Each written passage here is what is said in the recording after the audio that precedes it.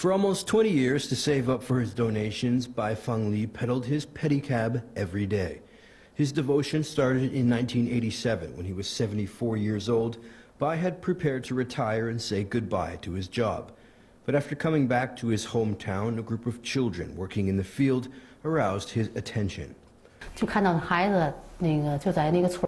He asked why the children didn't go to school, and their relatives told him that it was because they were too poor to afford tuition.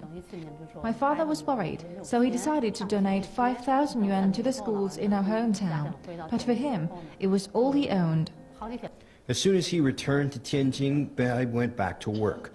All of his earnings went to support the needy students. His sons and daughters tried to persuade him to change his mind, as they wanted him to enjoy a relaxing life. But the father turned a deaf ear to them. At that time, he went out at dawn and wouldn't return until darkness fell. He earned 20 to 30 yuan each day. After returning home, he put his earnings in a place carefully. Bai had always felt regretful that he was illiterate, so he hoped the next generation could change their destiny with education. Later on, to increase his effort to assist students in need, Bai moved to a simple room near the Tianjin railway station.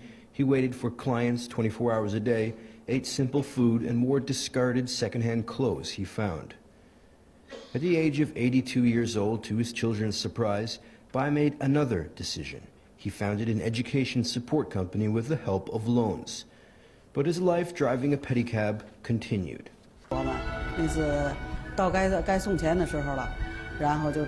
He never forgot when to give money to the schools and often urged us to give his earnings to the school. Each time he gave the money, he felt very happy and said he had completed his mission again. In 2001, he drove his pedicab to Tianjin Yaohua Middle School to deliver his last installment of money. Nearly 90 years old, he told the students he couldn't work anymore. The students and teachers were moved to tears.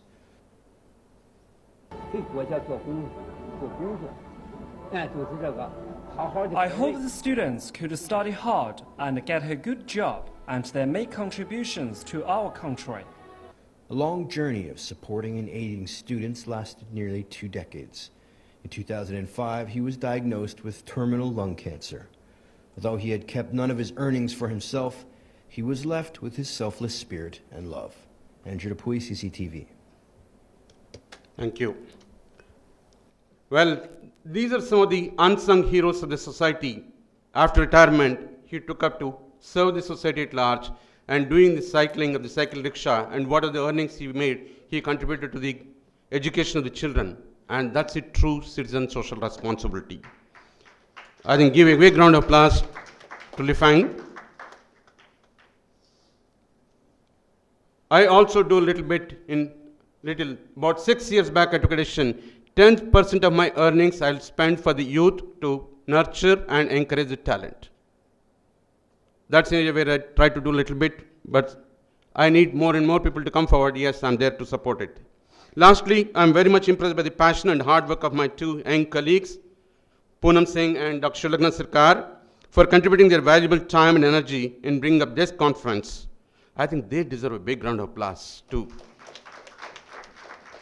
Thank you for the opportunity. In case tomorrow I'm going to come again and talk on further issues. Thank you for the opportunity. Thank you so much, sir. Your concept of citizen social responsibility is going to be a major takeaway of this Congress. We now move towards a book release. We are going to, as a part of this Congress, we are going to launch a book which is named Revolutionizing CSR Towards Sustainable Tomorrow. It is being edited by Professor R.K. Mishra, Dr. Shilagna Sarkar, and Professor Poonam Singh, and being published by Academic Foundation, New Delhi, India.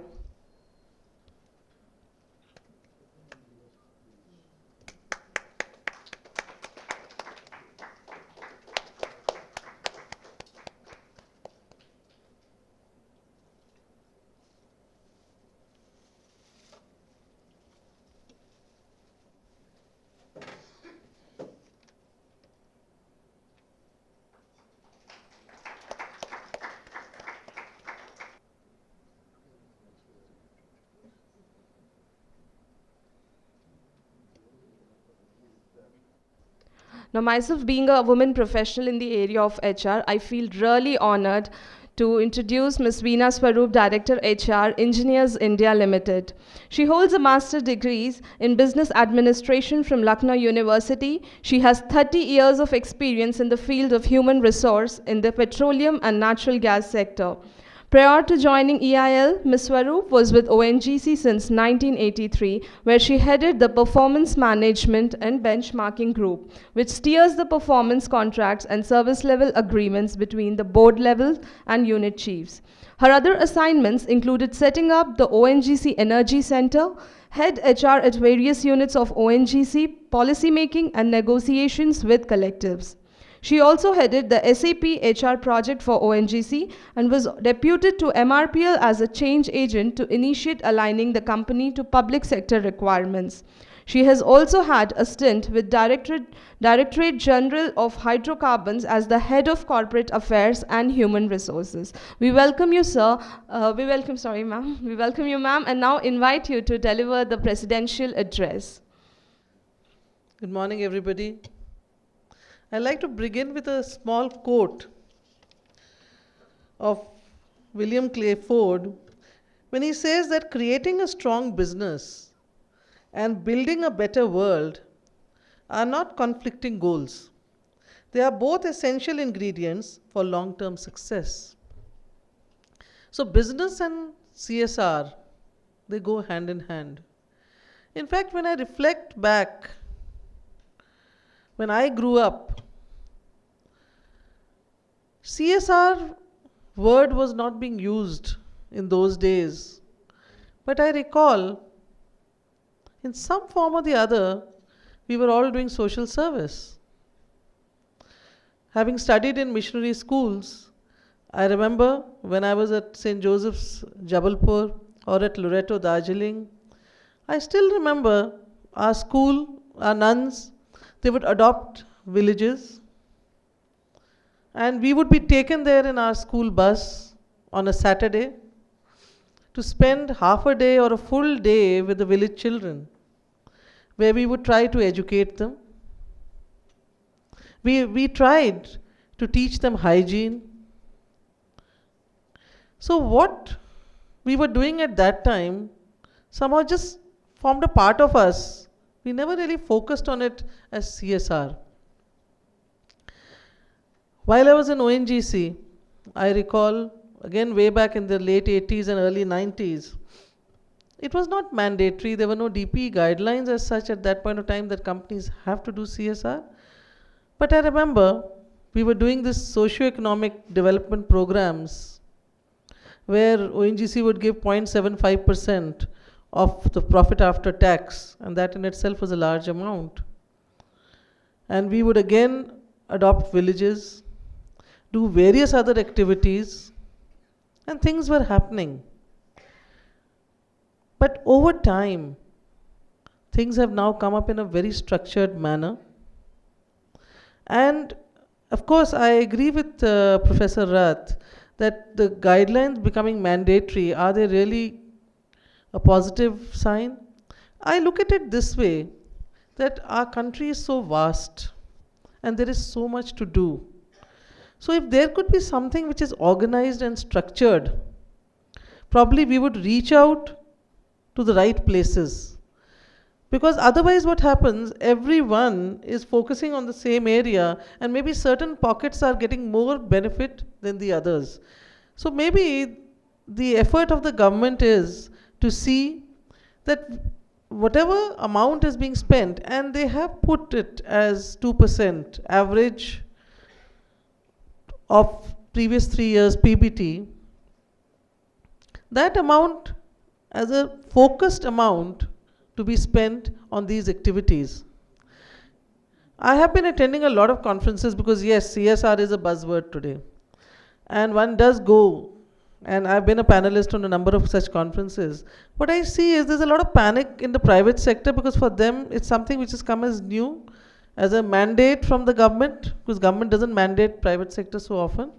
But for public sector, it hasn't been, Mr. Acharya will agree with me, that it hasn't come out, bolt out of the blue for us, because we are so used to doing it. And I'm sure with the effort of all of us put together, we will be able to make India a better country to live in the years to come.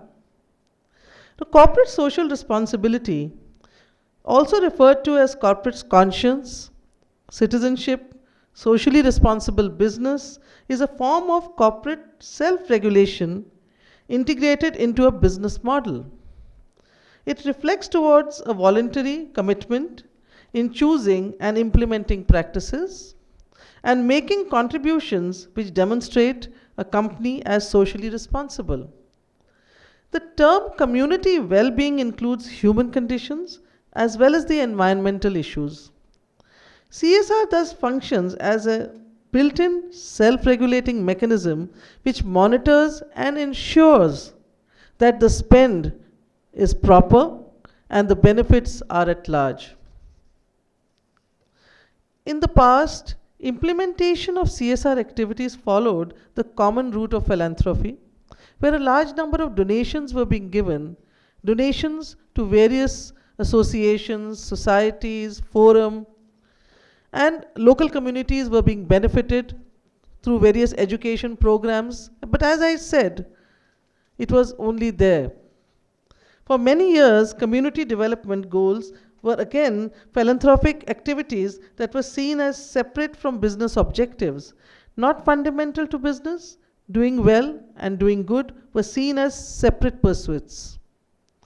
But this vision and pursuit of CSR changed when the term social responsibility came into common sense and use, and many multinational corporations started implementing CSR. So you see now where the difference lies. On one hand, in philanthropy, donations were being given and the job ended there.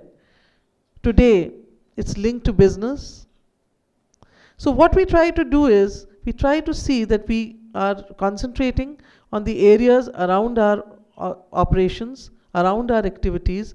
We are able to bring up the people around, the villages around, and a number of activities can be taken up in that way in a very structured manner.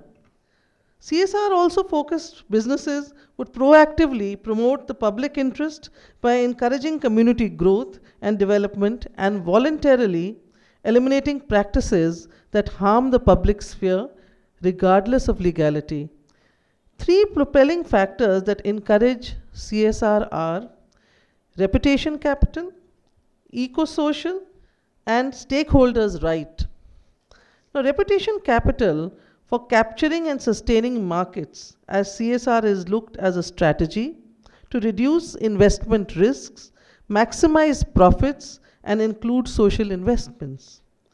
Eco-social factors, since islands of prosperity cannot exist in the sea of poverty. Social and environment stability are important prerequisites for the sustainability in national, regional, and global markets into the long run. And the stakeholders' right, which recognizes that corporations are dependent on consumers who buy their products and shareholders who invest in their stocks. So here, the focus again today is on the triple bottom line, the people, planet, and the profit. The World Business Council has defined CSR as the continuing commitment by business to behave ethically, that is very important, and contribute to economic development while improving the quality of life of workforce and their families, as well as of the local community and society at large. It is the responsibility of enterprises for their impact on society. I was just browsing through the net and I came out over some statistics which I'll share with you, where they say that India is dynamic and transforming, no doubt, and an important economic power set to become amongst the top 5 global economies by 2030. It is the second fastest growing economy, we are all aware, in the world, with GDP expected to grow at about 8% a year till 2022. But yet, a KPMG study says